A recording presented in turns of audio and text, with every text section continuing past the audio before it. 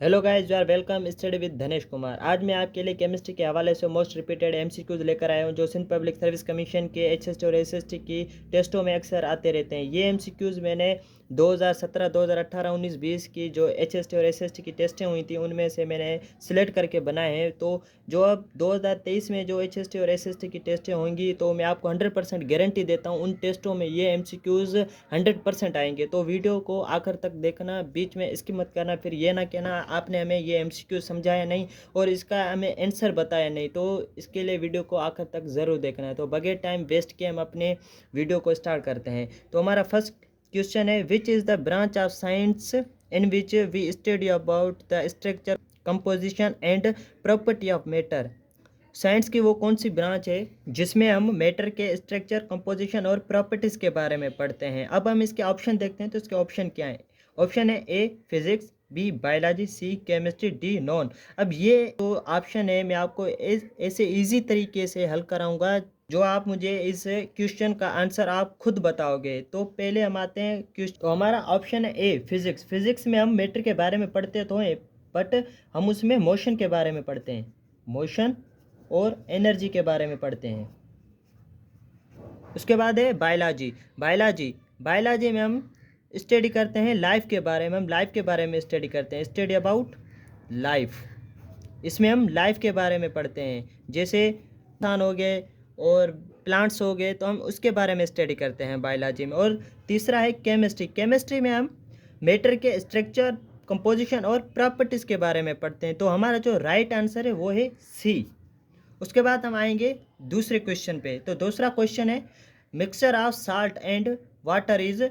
जो साल्ट और वाटर का मिक्सचर है वो कौन सा मिक्सचर है। जैसे हमें पता है जो मिक्सचर के दो टाइप हैं, टू टाइप्स, एक होमोजीनियस मिक्सचर, दूसरा हेट्रोजीनियस मिक्सचर। होमोजीनियस मिक्सचर में क्या होता है, जब हम दो एलिमेंट्स या सब्सटेंस आपस में मिक्स करते हैं तो वो हमें क्या एक शेप दिखाता है। और हेट्रोजीनियस में हम जब दो एलिमेंट या सब्सटेंस जब हम मिक्स करते हैं वो हमें RG10 के लिए तो एक शेप दिखाती है, बट कुछ टाइम के बाद वो हमें दो शेप में नज़र आती है। तो एक एलिमेंट का एक शेप नज़र आता है और दूसरा एलिमेंट का दूसरा शेप नज़र आता है, तो इसको हेट्रोजीनियस मिक्सचर कहा जाता है। अब हम इसके ऑप्शन देखेंगे तो इसके ऑप्शन क्या है। इसका ऑप्शन ए होमोजीनियस मिक्सचर, और B heterogeneous mixture, C colloid, D both, B and C. A option है होमोजेनियस मिक्सचर। होमोजेनियस मिक्सचर में मैंने आपको पहले भी बताया और हम पहले लेक्चर में भी होमोजेनियस मिक्सचर के बारे में सीख कर आए हैं। जो अब साल्ट और वाटर, जब हम इसका मिक्सचर दोनों का बनाएंगे, जो साल्ट की जो मिकदार है, क्वांटिटी है वो कम है और वाटर की क्वांटिटी ज़्यादा है। जब हम इसका सॉल्यूशन बनाएंगे तो साल्ट है वो वाटर में आसानी से डिज़ोल्व हो जाएगा, तो ये हमें एक ही शेप देखने को मिलेगा। तो ये है होमोजेनियस मिक्सचर। इसके लिए जो हमारा पहला जो हमारा ऑप्शन है ए वो करेक्ट है। उसके बाद हम आएंगे ऑप्शन 3 पे, क्वेश्चन 3 पे। क्वेश्चन 3 है, the valency of oxygen atom is. जो ऑक्सीजन की एटम की वैलेंसी है वो क्या है। वैलेंसी किसे कहते हैं। वैलेंसी कहते हैं किसी भी एटम के शेल, जो आखिरी शेल में इलेक्ट्रॉन्स होते हैं उसे वैलेंसी कहते हैं। जैसे एग्जांपल, हमें इधर ऑक्सीजन मिला है तो हम ऑक्सीजन ही उठाते हैं।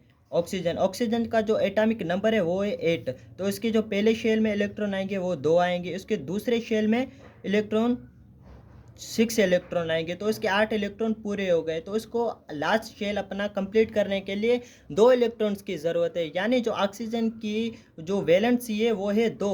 अब हम इसके ऑप्शन देखते हैं तो इसके ऑप्शन क्या है। ऑप्शन है ए 6, बी 2, सी 8, डी 10। तो इसकी ऑक्सीजन की वैलेंसी कितनी है 2, तो हमारा बी आंसर करेक्ट है। तो ऑक्सीजन की वैलेंसी 2 है। उसके बाद हम आते हैं चौथे क्वेश्चन पे। तो हमारा चौथा क्वेश्चन है, neutrons carrying a dash charge. तो न्यूट्रॉन्स पे न्यूट्रॉन कौन सी चार्ज रखता है। जैसे हमें पता है एटम में 3 पार्टिकल होते हैं, इलेक्ट्रॉन, प्रोटॉन और न्यूट्रॉन। इलेक्ट्रॉन पे माइनस चार्ज होती है और प्रोटॉन पे प्लस चार्ज होती है। न्यूट्रॉन पे कोई भी चार्ज नहीं होती है क्योंकि वो न्यूट्रल पार्टिकल है। तो हमारा अब हम इसके ऑप्शन देखते हैं तो ऑप्शन क्या है। तो इसका ऑप्शन है ए पॉजिटिव यानी प्लस, बी निगेटिव यानी माइनस, इसको माइनस से जाहिर किया जाता है, और सी नॉन चार्ज, और डी बोथ, प्लस पॉजिटिव और निगेटिव दोनों। तो हमारा राइट आंसर क्या है सी, क्योंकि न्यूट्रॉन पे कोई भी चार्ज नहीं होते, वो न्यूट्रल पार्टिकल होता है। अब हम अपने नेक्स्ट क्वेश्चन पे बढ़ेंगे। तो हमारा 5वां क्वेश्चन है, the number of neutron can be determined by dash. तो नंबर ऑफ न्यूट्रॉन कैसे जाहिर किए जाते हैं? नंबर ऑफ न्यूट्रॉन फार्मूला के जरिए जाहिर किए जाते हैं। फार्मूला है n is equal to a minus Z. Z को एटॉमिक नंबर कहा जाता है, एटॉमिक नंबर, और ए को मास नंबर कहा जाता है, मास नंबर। जैसे एग्जांपल कार्बन का जो एटॉमिक नंबर है वो है 6 और मास नंबर है 12। अब हम इसे न्यूट्रॉन कैसे मालूम करेंगे? न्यूट्रॉन हम मालूम करेंगे, अब हम इसे वैल्यू रखेंगे तो n न्यूट्रॉन हमें मालूम करने। तो अब मास नंबर है इसका 12 माइनस 6, तो अब माइनस करेंगे इनको, तो जो हमें न्यूट्रॉन मिलेंगे वो 6 मिलेंगे। तो इस फार्मूला के ज़रिए हम न्यूट्रॉन को जाहिर करते हैं। अब इसके हम ऑप्शन देखते हैं, तो ऑप्शन क्या है? A X minus Z, B A minus Z, C V minus B, D X minus A. तो हमारा राइट आंसर है बी ए माइनस जेड। इस फार्मूला के ज़रिए नंबर ऑफ न्यूट्रॉन्स मालूम किए जाते हैं।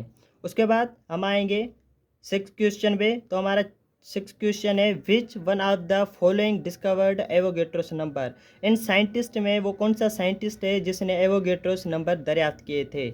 ए मैरी क्यूरी, बी अमेंडो एवोगेड्रो, सी टेस्ला, डी न्यूलैंड। तो जो राइट आंसर है वो है बी, क्योंकि जो ए मैरी क्यूरी ने रेडियो एक्टिव एलिमेंट के बारे में बताया था, रेडियो एक्टिव एलिमेंट्स के बारे में बताया था। और एवोगेड्रोस नंबर की जो वैल्यू है वो है 6.02 मल्टीप्लाई 10⁻23। और न्यूलैंड ने क्या किया था? इसने प्रोडिक्ट टेबल के बारे में बताया था। तो हमारा राइट आंसर है वो है बी अमेंडो एवोगेड्रो। उसके बाद हम आएंगे 7 क्वेश्चन पे, noble gases have the most dash electron configuration.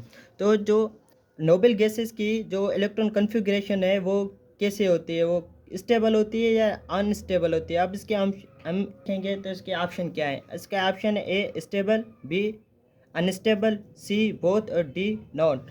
जो नोबल गैसेज होती हैं वो स्टेबल होती हैं, क्योंकि इनके जो शेल्स के जो इलेक्ट्रॉन्स होते हैं वो कंप्लीट होते हैं। जैसे एग्जांपल हीलियम। अब हीलियम का जो एटॉमिक नंबर है वो 2। जो इसके पहले शेल में 2 इलेक्ट्रॉन आएंगे, जब इसका पहला शेल है वो कंप्लीट है, इसको ना इलेक्ट्रॉन देने की ज़रूरत है ना इलेक्ट्रॉन लेने की ज़रूरत है। इसकी वजह से ये जो नोबल गैसें होती हैं ये स्टेबल होती हैं। उसके बाद हम आगे बढ़ेंगे अपने 8 क्वेश्चन पे। तो हमारा 8वां क्वेश्चन है, which scientist discover the carbon dioxide. वो कौन सा साइंटिस्ट था जिसने कार्बन डाइऑक्साइड दरियाफ्त की थी? A J Thomson, B Niels Bohr, C Rutherford और डी जे ब्लैक। अब ऑप्शन ए है जे थॉमसन। इसने क्या किया था? इलेक्ट्रॉन को दरियाफ्त किया था, इलेक्ट्रॉन। और बी नील बोर ने क्या किया था? अपना एटॉमिक मॉडल दिया था, एटॉमिक मॉडल। और सी रदरफोर्ड ने क्या किया था? अपना एक एटॉमिक मॉडल दिया था, एटॉमिक मॉडल। जो हमारा डी ऑप्शन है वो सही है, जे ब्लैक ने क्या किया था? जे ब्लैक ने कार्बन डाइऑक्साइड दरियाफ्त की थी।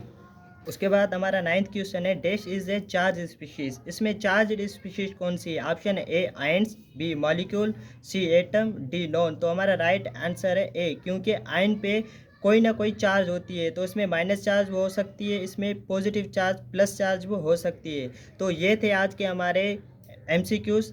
तो इंशाल्लाह ऐसे MCQs, इंफॉर्मेटिव MCQs मैं आपके लिए फिर लाऊंगा। तब तक अल्लाह हाफिज़।